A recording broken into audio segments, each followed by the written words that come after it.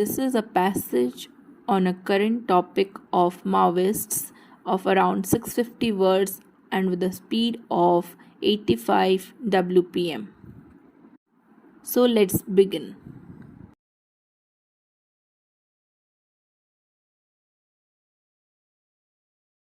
The recent setback to anti-Naxal operations ANO in Chhattisgarh, where 22 personnel of Central Paramilitary Forces CPMFS were killed in an encounter with Maoists in the Dandakaranya forest of Bastar region is undoubtedly a grim reminder of our security forces' repeated failure to measure up to the challenges posed by the guerrillas. It must force the ANO strategists, particularly in Chhattisgarh, to rethink their approach to the battle. The Maoist insurgency is more of a law and order problem than an ideological one. It is always so in areas in the throes of insurgency of any kind.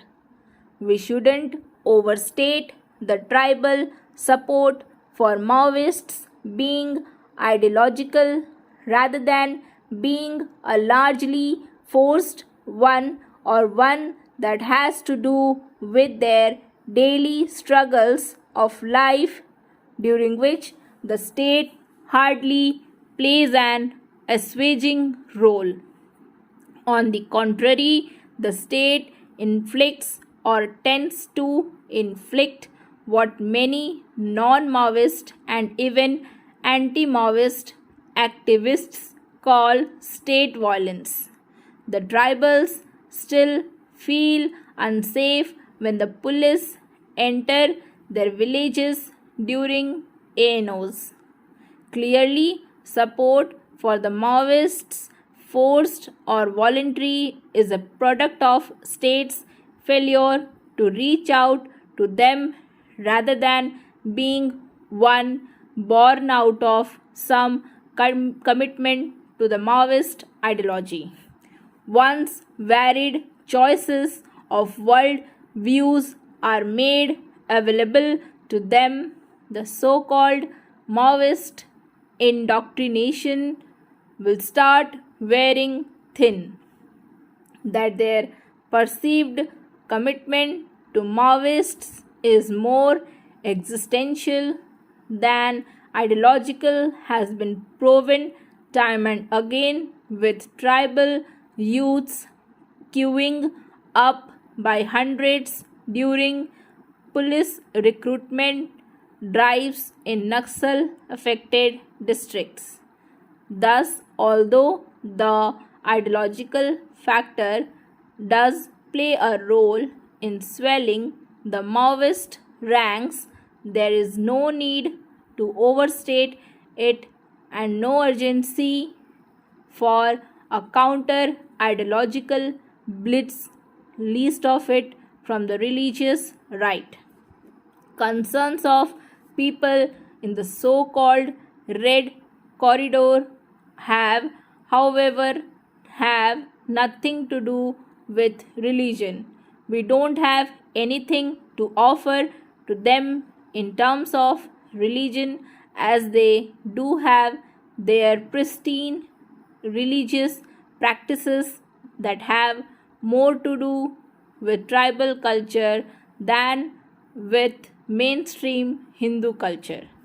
The real concerns of the captive populations under Maoist control are of bread and butter on one hand and the existential crisis engendered by being torn between Maoists and civic and police administration on the other. Caught between the proverbial devil and deep sea they are nobody's people. So let's be clear that if we must put an end to the violent Maoist movement, we must go by the time-tested, clear and hold strategy. The government must keep penetrating deeper into Dandakaranya, which arguably is the last bastion of Maoists. There is no reason to believe that the Maoists' power hasn't depleted and they are still a force to reckon with.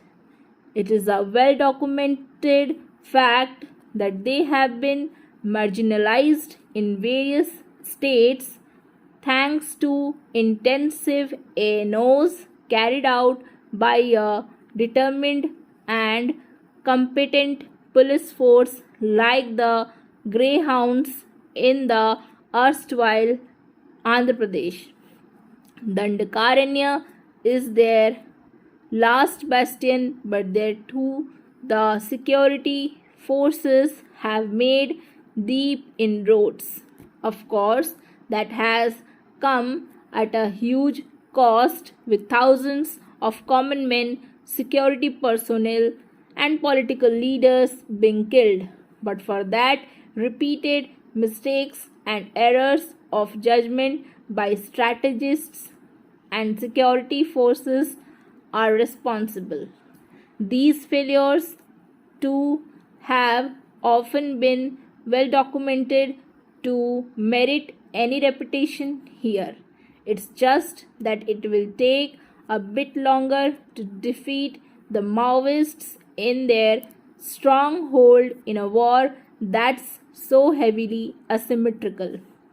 Forget defeating the Maoists in a field war in Dandakaranya. Right-wing vigilantism will also hugely strengthen their urban bases.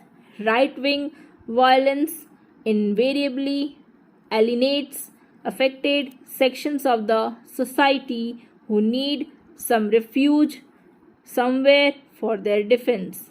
The Maoists offer it like no one else in the present circumstances when the mainstream political opposition has failed to provide them any security against the vigilante groups supported by the powers that be. So we need to rein in the right wing zealots first if we are serious about neutralizing Maoism.